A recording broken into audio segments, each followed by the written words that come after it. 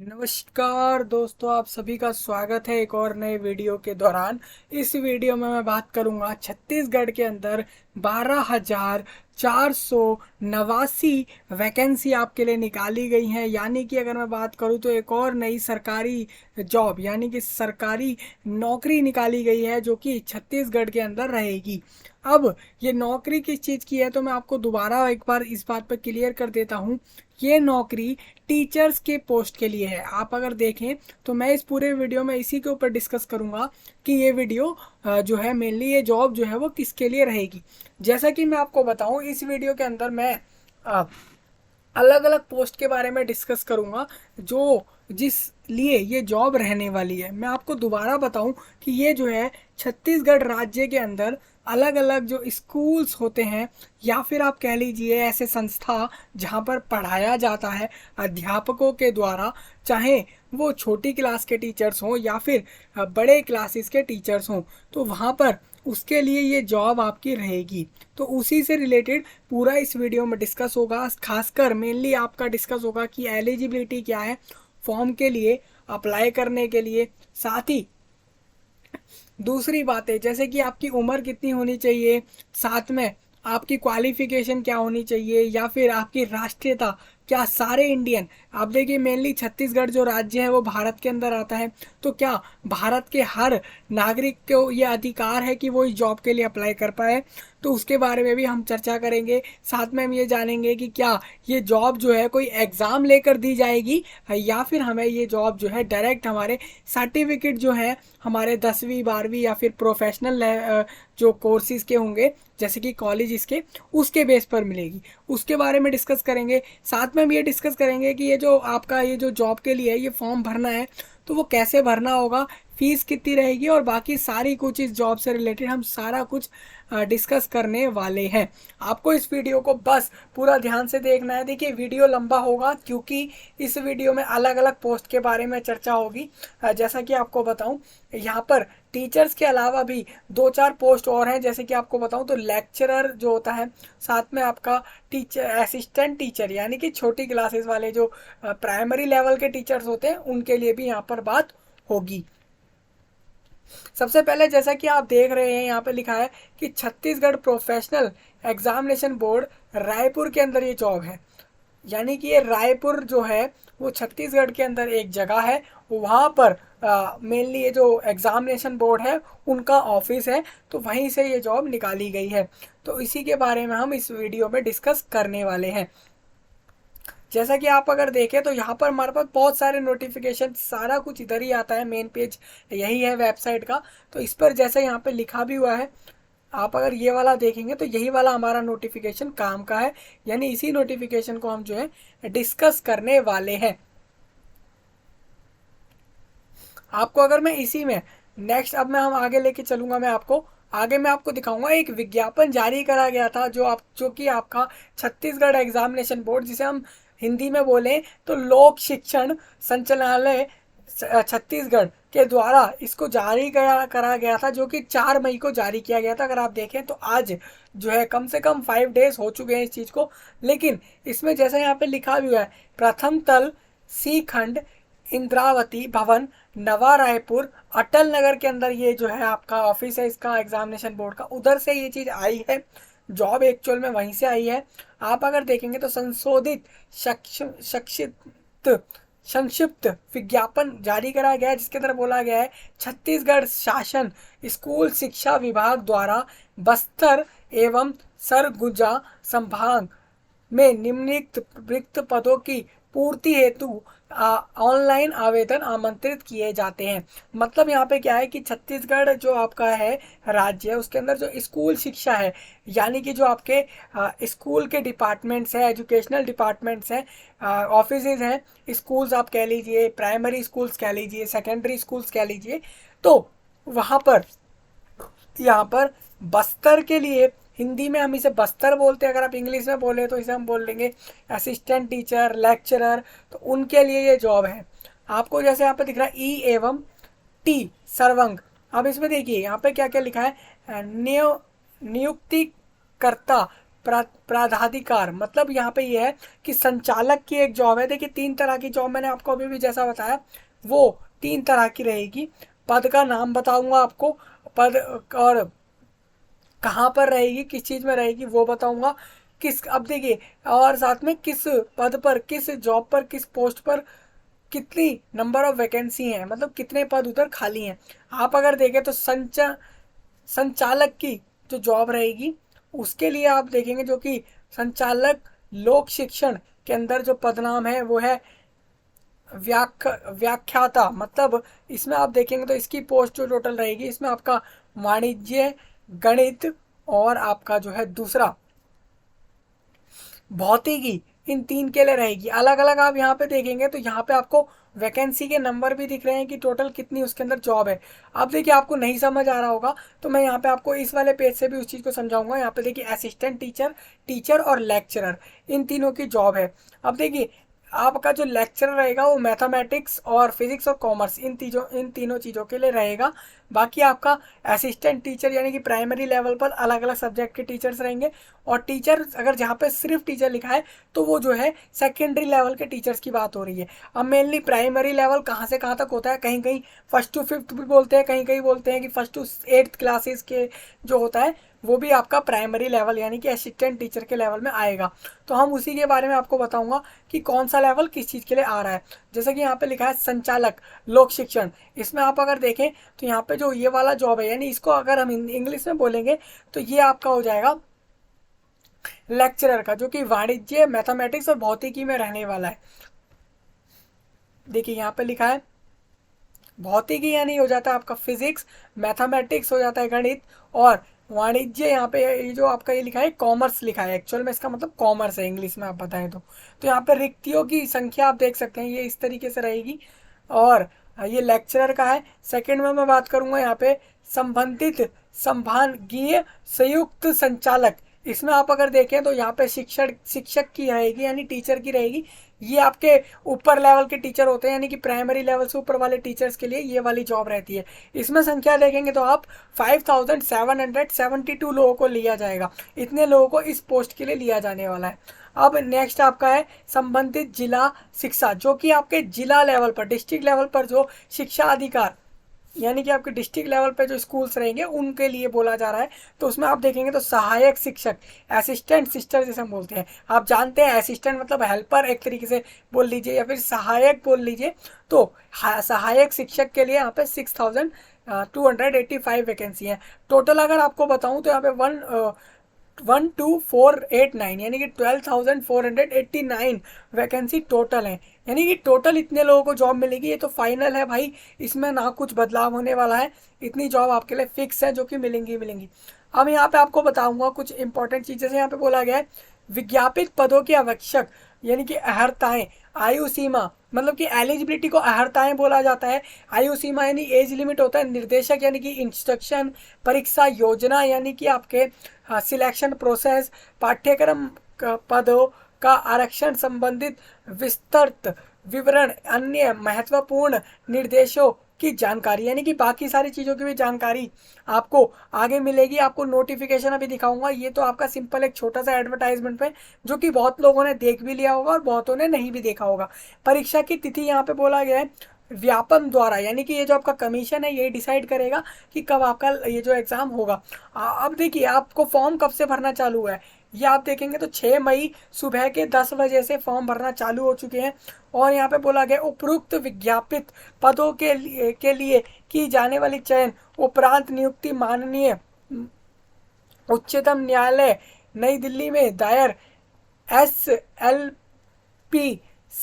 क्रमांक में पारित होने वाले अंतिम आदेश निर्णय के अधीन रहेगी। मतलब कि कोर्ट ऑर्डर के हिसाब से ही यहाँ पर ये आपकी वैकेंसी निकाली गई है।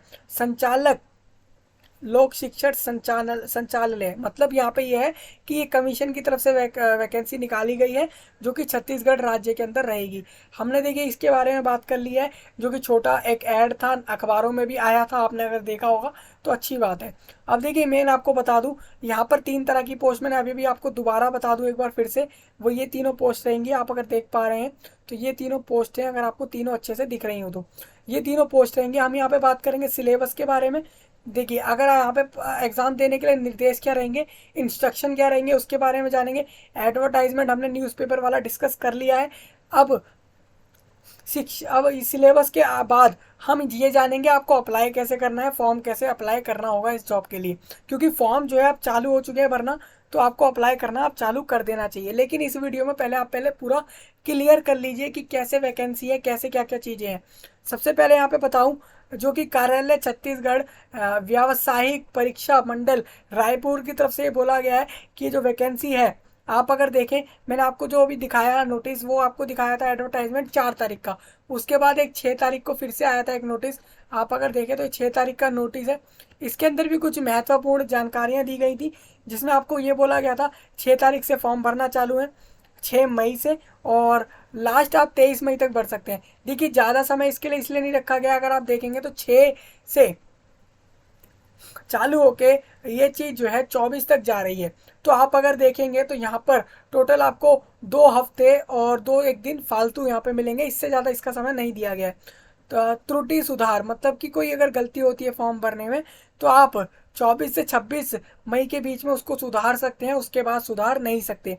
अब एक और यहाँ पर है प्रवेश पत्र जारी करने की तिथि। यहाँ पर आपका एडमिट कार्ड जो है वो 2 जुलाई को आएगा, यानी कि आपका एग्ज़ाम जुलाई के अंदर होगा। अब परीक्षा की तिथि, अब देखिए टेंटेटिव डेट्स आ चुकी हैं, क्योंकि टेंटेटिव इसलिए बोला गया है क्योंकि काफ़ी लंबा समय है। जब वो समय आएगा एग्ज़ाम का, हो सकता है कि ये डेट बदल के कुछ और हो जाए उस समय की स्थिति को देखते हुए। अगर आपको बताऊं तो शिक्षक भर्ती परीक्षा जो रहेगी वो आपकी होगी 6 तारीख को होगी, शनिवार को होगी ये 6 तारीख को, 6 मई में, ओ सॉरी 10 मई को होगी, 10 जून को होने वाली है। और एडमिट कार्ड 2 जून को आने वाले हैं। मैंने अभी आपको जो जुलाई बोला था उसको करेक्ट कर लीजिए, वो जून होगा। जैसे कि यहाँ पे 6th मंथ लिखा है, यानी कि जून रहेगा। और यहाँ पर शिक्षक भर्ती परीक्षा जो आपकी रहेगी वो 10 जून को होगी। सहायक भर्ती परीक्षा जो आपकी रहेगी, यानी कि असिस्टेंट टीचर की, वो भी सेम उसी दिन पर होगी। और परीक्षा केंद्र आपका 30 जिला, यानी कि 30 डिस्ट्रिक्ट्स रहेंगे आपके, 30 जिलाओं के अंदर ये एग्ज़ाम होगा। और सारे जिला जो आपके रहेंगे वो छत्तीसगढ़ राज्य के अंदर ही रहेंगे, उसके बाहर नहीं होंगे।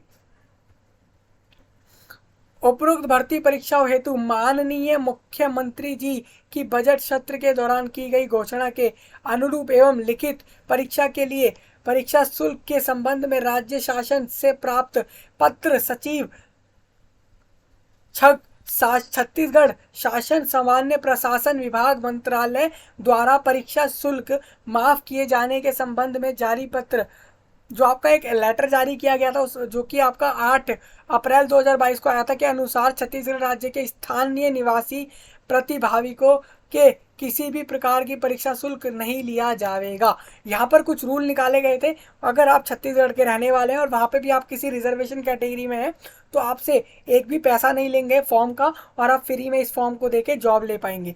इस संबंध में विस्तृत जानकारी व्यापम की वेबसाइट, अब देखिए व्यापम की वेबसाइट पर ही मैं आपको दिखा रहा था, जो आपको दिखाई थी अभी कमीशन की वेबसाइट सबसे पहले, वो व्यापम छत्तीसगढ़ स्टेट के कमीशन एग्जामिनेशन की ही वेबसाइट थी।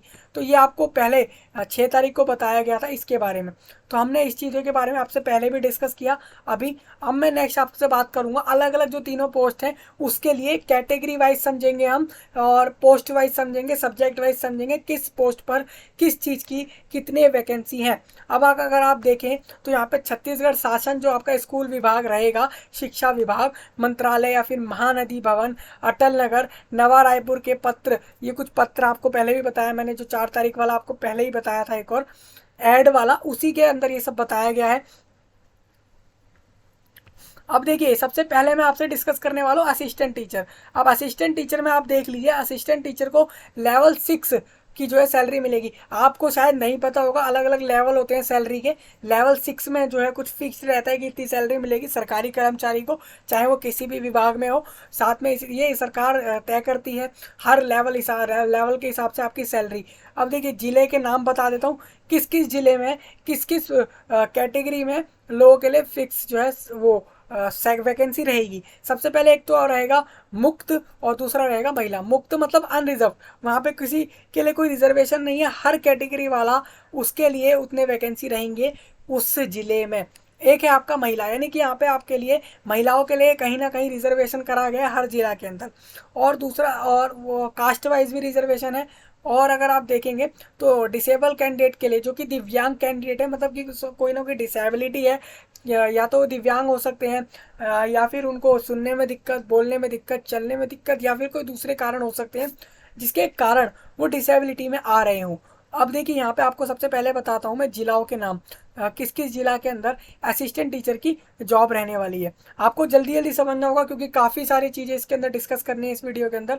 सबसे पहले तो आपको बता दूं, एक तो आपका बस्तर का रहेगा और कोंडागांव बस्तर एक जगह पे है। अब अगर देखें तो बस्तर एक जिले का नाम है, कोंडागांव भी एक जिले का नाम है। सारा कुछ छत्तीसगढ़ के अंदर ही है। नारायणपुर, सरगुजा और सूरजपुर, कोरिया, बलरामपुर, जसपुर, मनेन्द्रगढ़, चिरमिरी, भरतपुर, ये सारे जो है आपके जिला छत्तीसगढ़ के अंदर रहेंगे। इसके अंदर आप अगर देखेंगे तो 19 वैकेंसी मुक्त हैं किसी महिला। अब देखिए जो अनरिजर्व कैटेगरी में है उनके लिए महिलाओं को 19 वैकेंसी मिलेंगे असिस्टेंट टीचर के लिए बस्तर जिले के अंदर। बाकी 19 जो है फिक्स रहेंगे बाकी लोगों के लिए। सेम इसी तरीके से इसी जिले के अंदर जो अनुसूचित जाति में आते हैं, एससी कैंडिडेट है, उनके लिए टोटल 3 वैकेंसी है, जिसमें से 1 जो है वो महिला के लिए है। सेम अनुसूचित जनजाति के लिए ज़्यादा है। आप देखेंगे यहाँ पे तो एसटी कैटेगरी वालों के लिए यहाँ पे ज़्यादा वैकेंसी हैं।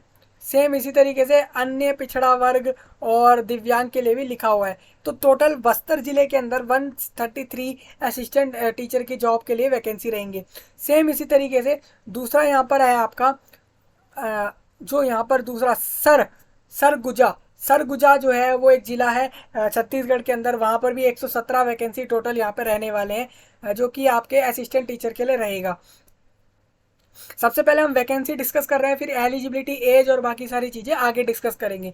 तो इस तरीके से आपको दिख रहा है 140 लिखा हुआ है जो कि सूरजपुर में रहेगा, और 130 वैकेंसी लिखी है टोटल जो कि आपके जसपुर में रहेंगे। जिला है ये बेसिकली, ये जिलों के अंदर मैं आपको बता रहा हूँ अलग अलग जिले के हिसाब से। और आप अगर देखें तो आप अलग अलग भी देख सकते हैं, महिला के हिसाब से लिखा है अलग। और अब देखिए जो आपका मुक्त लिखा है, तो मुक्त में क्या महिलाएं हट जाएंगी, सिर्फ बाकी जो आपके पुरुष बचे वही लोग आएंगे। अब महिला वाले रिजर्वेशन से अगर कोई महिला चाह रही है तो ही वो उसमें ली जाएगी, नहीं तो वो मुक्त वाले में ही ली जाएगी। तो ये आपको समझ आना चाहिए। साथ में यहाँ पे टोटल अगर मैं आपको बताऊँ इसके अंदर तो टोटल 793 टोटल यहाँ पर वैकेंसी रहेगी।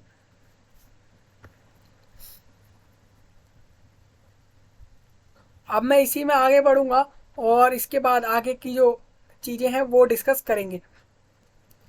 अब देखिए सहायक शिक्षक टी संवर्ग, अब इसमें क्या है, इसमें भी देखिए आपको जो मैंने अभी ऊपर बताया उसी के हिसाब से यहाँ पे टोटल सारे मिला के लिख दिया गया है। अब ये टोटल वैकेंसी हैं, ये कुल वैकेंसी असिस्टेंट टीचर के रहेंगे, जिसमें आपका बस्तर और बीजापुर, दंतेवाड़ा और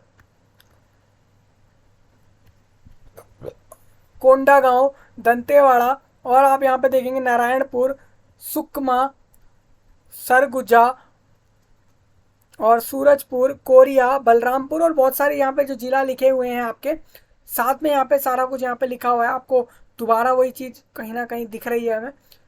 ये देखिए इसको चेंज करा गया है, इसीलिए टेबल दोबारा डाला गया है। अब अगर आप टोटल इस चीज़ को देखेंगे तो यहाँ पे आपकी कैटेगरी वाइज फाइनल लिखा है, और टोटल यहाँ पे वैकेंसी की बात करूँ तो 5492 वैकेंसी टोटल है असिस्टेंट टीचर के लिए, यानी कि इतने लोगों को जॉब मिलने वाली है इस पोस्ट पर।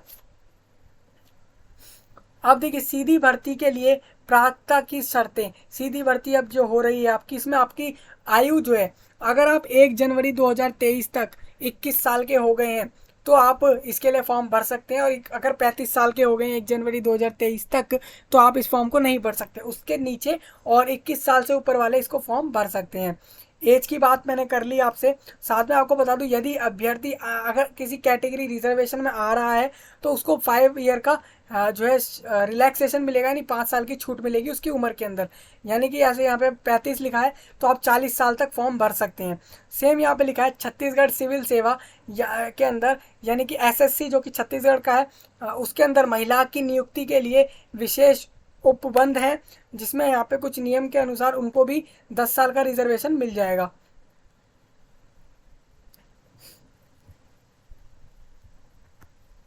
तो देख लीजिए यहाँ पे आपको कुछ नियम और शर्त बताई गई मैंने, उसके हिसाब से ही आपको एज में छूट मिलेगी, नहीं तो वो नहीं मिल पाएगी। तो ये आपको कुछ इंपॉर्टेंट पॉइंट है, अगर आप चाहें तो इन चीज़ों को पढ़ सकते हैं, नहीं तो आप इन चीज़ों को खाली छोड़ भी सकते हैं।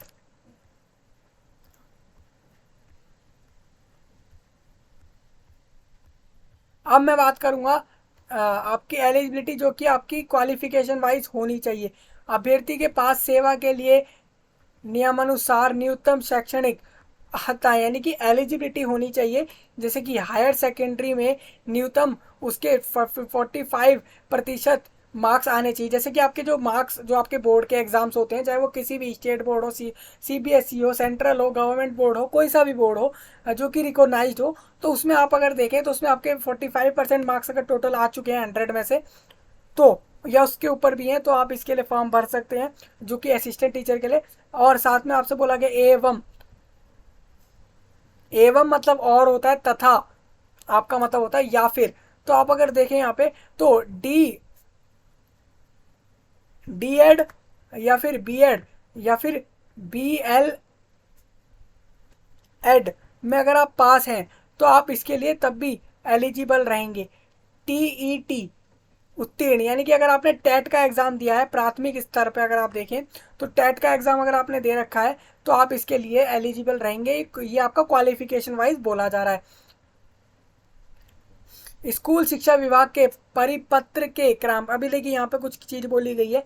यहाँ पे बोला गया है जनजातियों को छूट के प्रावधान लागू रहेंगे। अब मैं आपको मेन बात यहाँ पे बता देता हूँ, निहत्ताएं।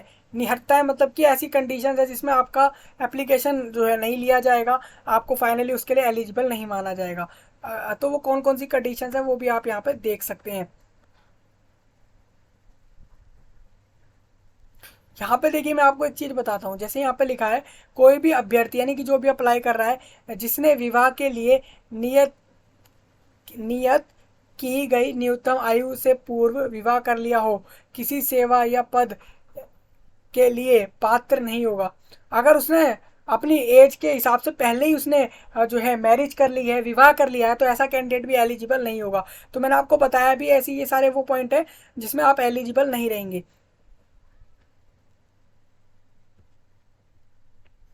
अभ्यर्थी की पात्रता के बारे में नियुक्तिकर्ता प्राधिकार का विनिश्चय अंतिम होगा। मतलब यहाँ पे क्या है, पदों हेतु आरक्षण। अब देखिए जो आपके रिजर्वेशन रहेंगे वो यहाँ पे लिखे हुए हैं।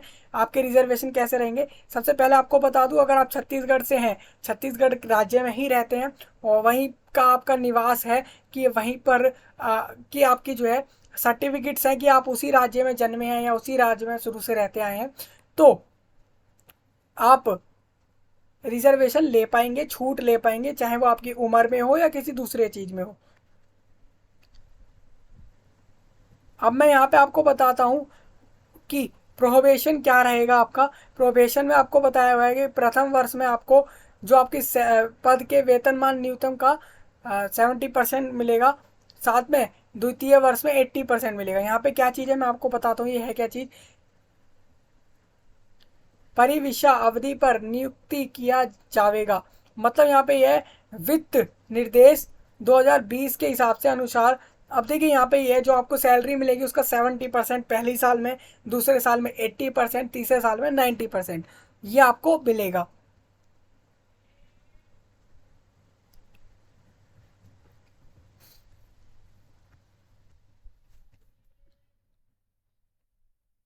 अब मैं यहाँ पे कुछ अन्य निर्देश आपको क्या क्या दिए गए हैं। अन्य निर्देश ये दिए गए हैं, पद की संख्या परिवर्तनीय है, मतलब कि पदों की जो संख्या आपको दी गई है, ऊपर मैंने आपको बताया कि टोटल जो है असिस्टेंट वाले ही नहीं, दूसरों की भी बात करूँ तो टोटल जो मैंने आपको 12,489 पोस्ट बताए हैं, उसके अंदर बदलाव हो सकता है, वो बढ़ भी सकते हैं, घट भी सकते हैं। और यहाँ पे बोला गया है एप्लीकेंट को छत्तीसगढ़ स्टेट का होना जरूरी है। आप इस चीज़ को समझ लीजिए, आप अगर छत्तीसगढ़ के हैं तो ही आप इस फॉर्म को भरें। मतलब इसमें यह क्लियर हो चुका कि हम अगर दूसरे किसी राज्य से हैं तो हम इस फॉर्म को नहीं भर सकते किसी भी कंडीशन के अंदर, क्योंकि ये सिर्फ छत्तीसगढ़ में रहने वाले लोगों के लिए ही जॉब रहेगी। तो यही सारे इंपॉर्टेंट पॉइंट थे। बाकी कुछ दो चार पॉइंट इंपॉर्टेंट है इसके अंदर, अगर आप चाहें तो देख सकते हैं। सेम इसी तरीके से असिस्टेंट टीचर के बाद मैं नेक्स्ट डिस्कस करने जा रहा हूँ यहाँ पे सिर्फ टीचर के लिए। टीचर यहाँ पे जो रहते हैं वो बड़े जो ऊपरी क्लास के लिए जो रहती हैं, हायर क्लासेस के लिए टीचर जो होते हैं उनके लिए बात करूँगा मैं यहाँ पे। तो उसमें भी आप अगर देखेंगे तो उनको लेवल 8 का जो है सैलरी मिलेगा। आप अगर देखेंगे तो लेवल 8 का जो है पे स्केल रहेगा, वेतनमान रहेगा। और यहाँ पर टोटल वैकेंसी भी आपका लिखा हुआ है। टोटल वैकेंसी अगर आप देखें तो 4,659 टोटल वैकेंसी हैं, ये और ये आपकी वैकेंसी रहेंगी। अब देखिए मैं आपको एक चीज़ बता दूं, तो ये पहले निकाला गया था, उसके बाद इसको चेंज भी करा गया है बाद में। जैसे मैंने आपको पीछे भी डिस्कस किया था एक दूसरे वाले नोटिस में, असिस्टेंट टीचर वाले में, कि वैकेंसी में कुछ बदलाव तो किया गया। सीधी भर्ती भर्ती के लिए देखिए सेम इसमें भी आप 21 साल और 35 साल के बीच में हैं। 1 जनवरी 2023 को अगर 21 साल के हो गए हैं या फिर 35 साल से कम है तो आप इस फॉर्म को भर सकते हैं। वही सारे आपके इसमें भी रिलैक्सेशन है, 5 साल का, 10 साल का महिलाओं के लिए, 5 साल का किसी रिजर्वेशन कैटेगरी में। तो वही सब कुछ यहाँ पर भी आपको देखने को मिलेगा। अब यहाँ पर आपका क्या है, स्नातक। अब अगर आप सिर्फ टीचर की पोस्ट के लिए अप्लाई कर रहे हैं तो आपका बैचलर में 45% के साथ पास होना जरूरी है, ये आपका यहाँ पर लिखा हुआ है। मतलब आपकी डिग्री होनी चाहिए जो कि 45% से ऊपर हो, साथ में आपका डीएड या बीएड या फिर बीएलएड में पास होना चाहिए। मतलब आपको टेट का एग्जाम अगर आपने दिया है तो आप उसमें पास होने चाहिए। टेट नहीं तो आपका एक सी टेट का एग्जाम भी होता है, आपने अगर वो भी दे रखा है, उसमें अगर आप पास हैं तो भी आप इस फॉर्म को भर सकते हैं।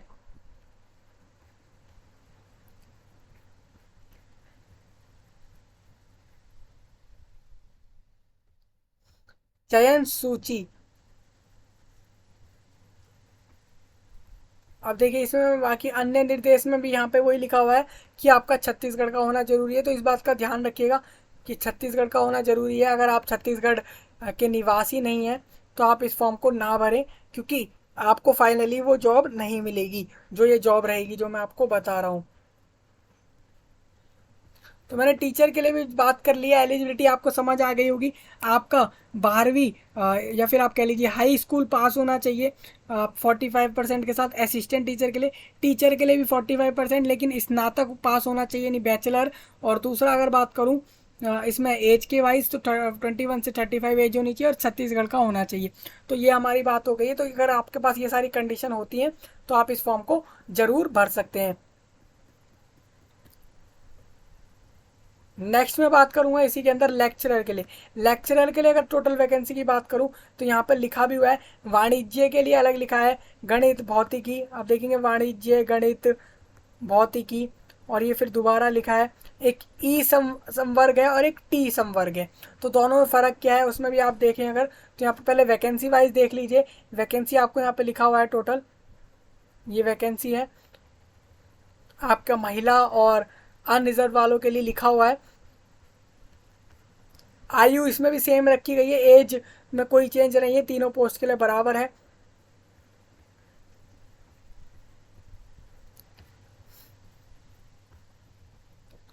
अब इसमें आपकी एजुकेशनल क्वालिफिकेशन क्या है तो उसके लिए आपको बता देता हूँ। किसी मान्यता प्राप्त विश्वविद्यालय या संस्था से द्वितीय श्रेणी में निम्नलिखित विषयों में से किसी एक विषय में स्नातकोत्तर मतलब या फिर शिक्षक एवं बीएड, अगर आपने बीएड करा हुआ है अगर तो आप इसके लिए अप्लाई कर सकते हैं लेक्चरर के लिए। लेक्चरर में आपको यहाँ पे बोला गया है वाणिज्य के लिए आपको क्या बोला गया है कि अकाउंटेंसी सहित आपको वाणिज्य, कॉस्ट अकाउंटिंग या फिर फाइनेंशियल अकाउंटिंग मुख्य विषय के रूप में रहा हो। आपने जो डिग्री करी, आपने जो कॉलेज करा, उसके अंदर आपका जो अकाउंटेंसी था वो एक मेन सब्जेक्ट रहा हो, ऐसा आपका होना चाहिए लेक्चरर की पोस्ट के लिए। साथ में यहाँ पे गणित की पोस्ट के लिए बोला गया है, गणित के लेक्चरर की पोस्ट के लिए आपका गणित या फिर अप्लाइड गणित होना चाहिए। आपका जो आपने कोर्स करा बैचलर का या कॉलेज का, तो उसके लिए बोला जा रहा है। अगर इनमें से आप किसी एक के लिए भी अप्लाई कर रहे हैं तो उसकी एलिजिबिलिटी आपको देखनी है, सबकी आपको नहीं देखनी है।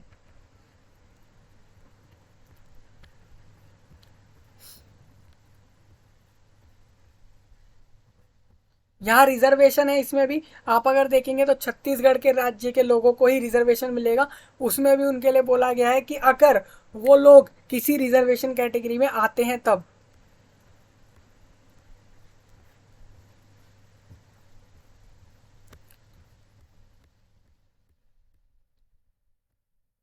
आप अगर देखें तो तीनों नोटिस में अलग से ये बात क्यों दी गई कि छत्तीसगढ़ राज्य का होना ज़रूरी है, वो इसीलिए दी गई जिससे कि आपको ये ना रहे कि हम किसी दूसरे राज्य से इस वीडियो को देख रहे हैं और हम इस फॉर्म को भर देते हैं, हमें भी ये जॉब मिल जाएगी।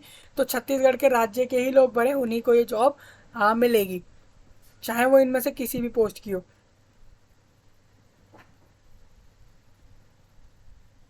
मैं एक बार उसको दोबारा इस चीज़ को क्लियर कर दूं। देखिए यहाँ पर इस वाले में भी लिखा हुआ है छत्तीसगढ़ राज्य का निवासी होना आवश्यक है। तो ये बात आपको मैं बार बार इसीलिए कह रहा हूँ, फॉर्म भरने से पहले ये बात याद रहे। अब देखिए मैंने तीनों की अलग अलग डिस्कस करी जिससे कि आपको क्लियर हो जाए कि हर पोस्ट के लिए एलिजिबिलिटी और बाकी सारी चीज़ें क्या है। क्वालिफिकेशन सबके लिए अलग अलग है। एज उम्र सेम रहेगी, आपकी जो नागरिकता है वो भी सेम रहेगी कि किस छत्तीसगढ़ राज्य का होना चाहिए। हालांकि आपका जो सैलरी होगा वो पोस्ट वाइज अलग रहेगा। अब ये सब डिस्कस करने के बाद अब मैं कुछ इंपॉर्टेंट इंस्ट्रक्शन डिस्कस करूंगा। अगर आपको याद रखने हो तो आपको पहला तो डेट याद रखना है कब आपका एडमिट कार्ड आएगा फाइनली, और कब से कब तक फॉर्म भरे जाने हैं।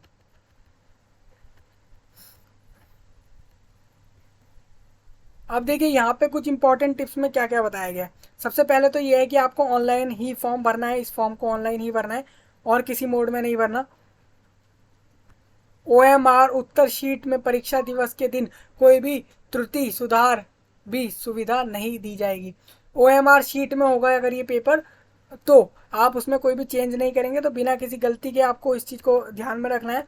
अब फॉर्म भरने से पहले आपको ये बात याद रखनी है कि आपकी जो फ़ोटो आप अपलोड करेंगे फॉर्म भरते समय वो जेपीजी या जेपीईजी फॉर्मेट हो, 40 से 60 KB के बीच में हो, 20 से 40 KB के बीच में सिग्नेचर होना चाहिए, हस्ताक्षर यहाँ पे लिखा हुआ है।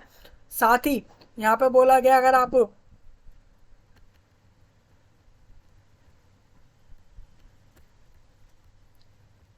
ऑनलाइन आवेदन करने की विधि भी बता दी गई है, कैसे आवेदन करेंगे आप, यहाँ पर लिखा भी हुआ है। और करेक्शन के लिए भी समय मिलेगा, अगर आपसे अभी कोई दिक्कत होती है तो फॉर्म भरते समय कोई अगर गलती होती है तो उसके लिए भी। अब सिलेबस की एक दिक्कत रह गई है, सिलेबस आपको जानना ज़रूरी है क्योंकि मैंने आपको बोला कि इस जॉब के लिए एग्ज़ाम होगा, तो ज़रूरी है हमारे लिए एग्ज़ाम का सिलेबस जानना जिससे कि पहले से ही उसकी तैयारी कर सकें।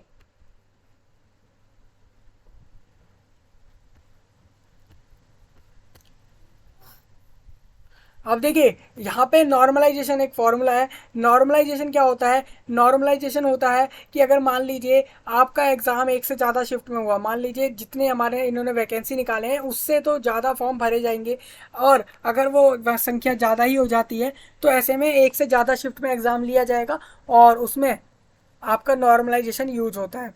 ये आपकी पहली चीज़ थी। दूसरी चीज़ ये है कि यहाँ पर जैसे उदाहरण के लिए हमने मान लिया कि 150 क्वेश्चन आ रहे हैं क्वेश्चन पेपर के अंदर, और उसमें से 6 प्रश्न निरस्त किए जाते हैं और मूल्यांकन के बाद अभ्यर्थी 144 प्रश्नों में से 104 प्रश्न का सही उत्तर अंकित करता है।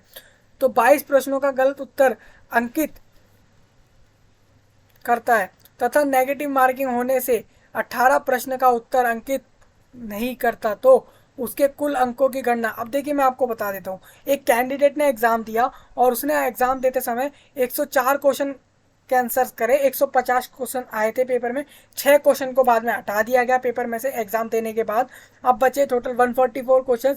और 144 क्वेश्चन में से 104 क्वेश्चन यानी 104 के आंसर कैंडिडेट करके आया, जिसमें से 22 के आंसर वो गलत करके आ गया। और हर क्वेश्चन का अगर 4-4 मार्क्स मिलना था तो उसके हिसाब से बताया गया है। तो उसके मार्क्स कैसे काटे गए तो वो यहाँ पे बता दिया गया है कि उसके मार्क्स काट के टोटल इतने हो जाएंगे। और हर क्वेश्चन जितने मार्क्स का होगा उसका कुछ परसेंट मार्क्स काटा जाता है आपके सही आंसरों में से, सारे मार्क्स नहीं काटे जाते।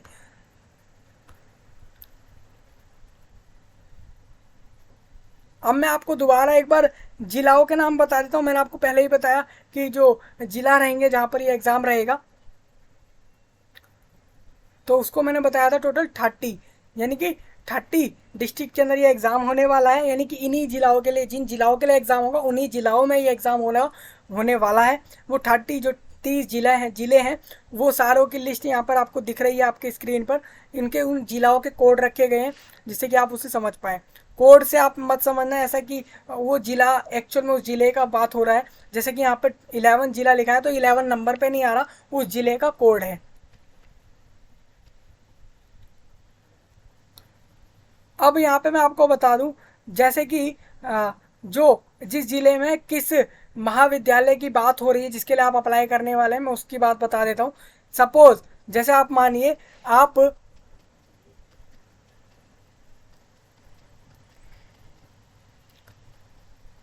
जसपुर नगर, अगर आप जसपुर नगर के लिए अप्लाई करना चाह रहे हैं, आप चाह रहे हैं कि जसपुर नगर के महाविद्यालय में आपको टीचर की जॉब मिल जाए, चाहे वो किसी में भी हो, तीनों पोस्ट में से, तो वहाँ पर शासकीय PGNES महाविद्यालय जसपुर नगर के अंदर ये विद्यालय रहेगा जिसके अंदर आपको जॉब करनी होगी।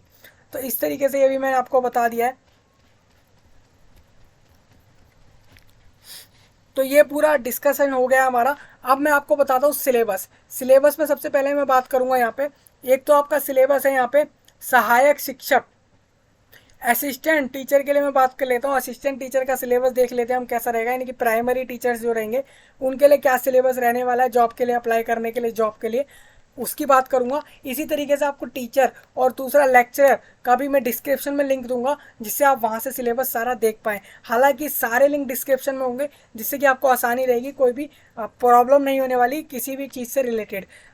मैं आपको किसी एक का सिलेबस समझा रहा हूँ। जैसे यहाँ पे आप देखेंगे तो यहाँ पे एक सिलेबस जो है यहाँ पे वो असिस्टेंट टीचर में सिलेबस जो है वो ये है। उसमें सिलेबस में बाल विकास एवं शिक्षा शास्त्र 30 मार्क्स का आएगा, टोटल 150 अंकों का पेपर होने वाला है, जिसके अंदर सामान्य हिंदी यानी कि कॉमन हिंदी और कॉमन इंग्लिश, गणित, पर्यावरण अध्ययन, कंप्यूटर संबंधी सामान्य ज्ञान यानी कि कंप्यूटर नॉलेज जो कि जनरल नॉलेज कंप्यूटर की होती है, साथ में सामान्य ज्ञान यानी कि आपका कॉमन साइंस आप कह लीजिए, जनरल साइंस कह लीजिए। तो उसमें आपका यहाँ पे 30 मार्क्स, 25 मार्क्स इस तरीके से रहेगा। सब्जेक्ट वाइज अंक लिख गए हैं टोटल कैसे रहने वाला है। हमने ये तो जान लिया कितने अंक का क्या क्या टॉपिक आने वाला है। अब बाल विकास और शिक्षा शास्त्र के अंदर आपका ये सब आएगा, आपका यहाँ लिखा भी हुआ है। अगर आप देखें तो यहाँ पे लिखा है विकास की अवधारणा, विकास की अवस्थाएं, गर्भावस्था और बाकी सारी चीज़ें लिखी हैं। शारीरिक सामाजिक विकास कैसे हो, डेवलपमेंट कैसे हो, वो उसके बारे में आपको पढ़ना है। बच्चों का अध्ययन करना है, कुछ तरीकों से परिचय लेना है आपको उसके बारे में। साथ में बाल विकास की सामाजिक एवं सांस्कृतिक पृष्ठभूमि के बारे में पढ़ना है। विकास के पहलू पहलू ये आपको पढ़ना होगा।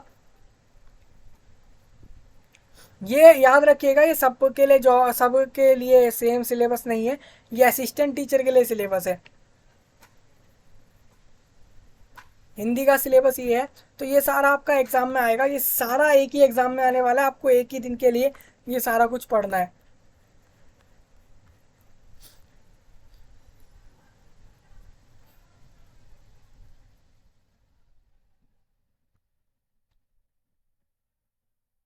अब देखिए यहाँ पर एक मेन चीज़ क्या है, मेन चीज़ ये है जैसे कि आपको जो सिलेबस बताया गया ना, सिलेबस के बाद आपको एक चीज़ नई एक और यहाँ पे बताई गई कि वो जो सिलेबस आपको बताया जा रहा है वो किस लेवल का आएगा, क्योंकि ऐसा भी आपका ये जानना ज़रूरी है कि कहीं आप उसको एडवांस लेवल का ना पढ़ लें। तो इस वजह से आपको बताया भी जा रहा है कि आपको किस लेवल का सिलेबस पढ़ के जाना है।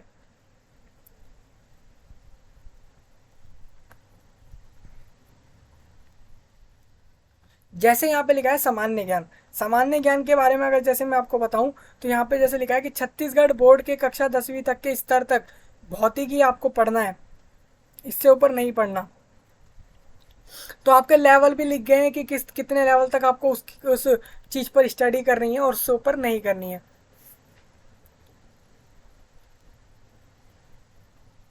तो देखिए इसी तरीके से आपका दूसरा सिलेबस भी रहेगा। मैं आपको एक बार फिर से वो और सिलेबस जो थे वो हमारे दिखाने की कोशिश करूँगा। जैसे आप देखेंगे तो यहाँ पर जहाँ पर ये जो सिलेबस का सेक्शन है, सिलेबस के सेक्शन के अंदर यहाँ पे तीनों के सिलेबस अलग अलग लिखे हैं। आप यहाँ से भी देख सकते हैं, नहीं तो सारे आपको डिस्क्रिप्शन में भी मिल जाएंगे, वहाँ से भी आप देख सकते हैं। अब अप्लाई कैसे करना है, तो अप्लाई के लिए आपको बता देता हूँ। अप्लाई के लिए आपको जैसे दिख रहा है यहाँ पे ऑनलाइन अप्लाई एप्लीकेशन फॉर्म, तो यहाँ से अप्लाई कर लीजिए। नहीं तो आप यहाँ पर भी आ सकते हैं। यहाँ पर आपको न्यू रजिस्ट्रेशन का ऑप्शन मिलेगा। यहाँ से आपको सबसे पहले अपना सारा डिटेल, अपना नाम, अपना जेंडर, डेट ऑफ बर्थ और बाकी जनरल इन्फॉर्मेशन जो मांगी जा रही है वो डालना है। मोबाइल नंबर, ईमेल आईडी डालना है। फाइनली आपका रजिस्ट्रेशन वहाँ से हो जाएगा। रजिस्ट्रेशन के बाद आप लॉगिन करके फाइनल फॉर्म भर के सबमिट करेंगे। इस तरीके से पूरा प्रोसेस रहेगा इस जॉब के लिए अप्लाई करने के लिए, और सारा कुछ डिस्क्रिप्शन में होगा जिससे आप आसानी से अप्लाई कर पाएँ। तो यही था इस जॉब के लिए जो मैंने आपके साथ डिस्कस कर लिया एक एक चीज़ को, और शायद अब कुछ नहीं बताया बचा है इस जॉब से रिलेटेड कुछ भी बताने को, और बाकी आप कमेंट के माध्यम से सारा अपना प्रॉब्लम सॉल्व कर सकते हैं। तो बस इस वीडियो को मैं यहीं कर रहा हूँ एंड, और मिलेंगे नई वीडियो में। तब तक के लिए आप सभी का धन्यवाद।